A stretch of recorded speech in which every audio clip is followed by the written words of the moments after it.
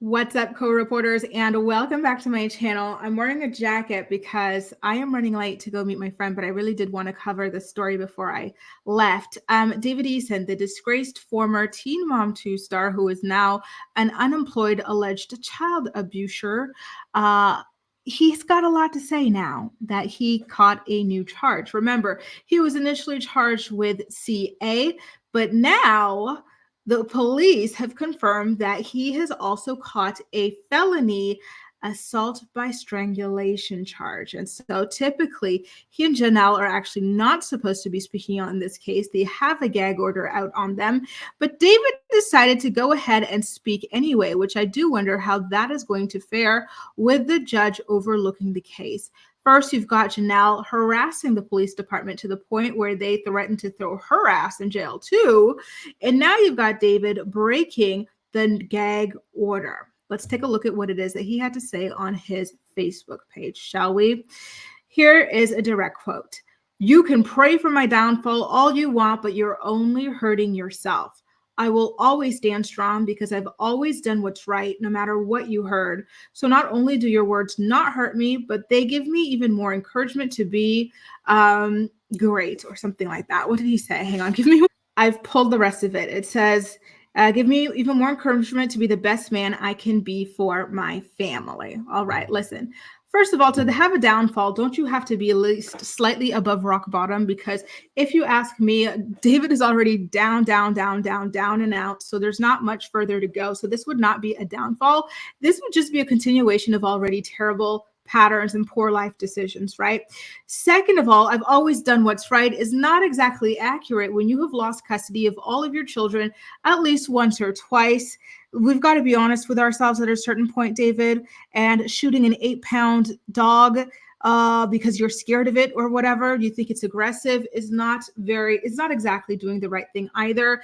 And let's not forget that David is not even allowed to have any kind of contact with one of his children. He's got a son, but God knows the last time that David was even allowed to interact with this child, because he was allegedly so abusive to this child and this child's mother, right? So for someone like that, facing all of these issues, to turn around and get on the internet and claim that he has always done the right thing, he is a family man, he's a great person and whatnot, is just straight up ridiculous, especially on the heels of getting a new charge and an upgraded one. You know, you started off with a misdemeanor, but you graduated to a felony.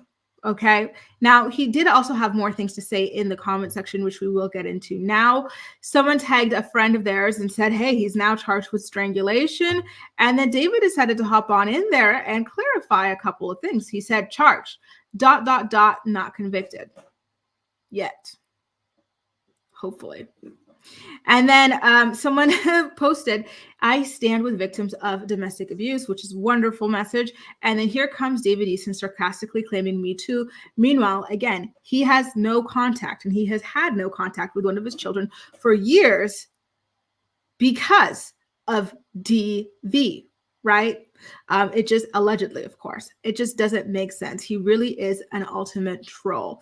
And not only that his exes have accused him of DV, but his current wife, Jenelle, has as well. She has claimed that he had smashed her collarbone. She was scared he broke it. She has claimed that he would punch holes in the walls, and she was scared for the kids. She has called 911 on him at least 20, 30 times. She did that in the span of 1 year. Right? Like, there's just so much going on there that it's insane. She claims that he mistreats these kids whenever he gets mad at her, and he wants to take it out on the children. So what part of that, again, David Eason, is being a family man, is always doing the right thing, is I stand with victims of DV? No, if anything, this just goes to point and prove and show a pattern of you being on the wrong side of these sorts of issues.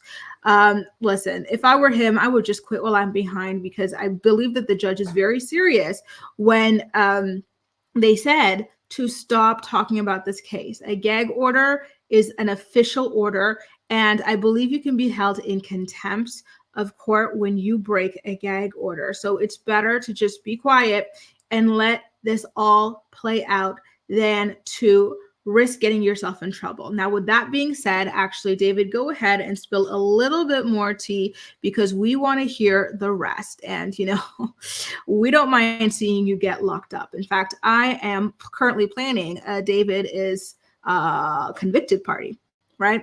For myself, right? Maybe it'll be a virtual thing with you guys. Let me know if you want to come to my party or anything like that, you guys. Anyway, just wanted to give you guys this quick little update before I headed out for the night. Let me know what you think about this.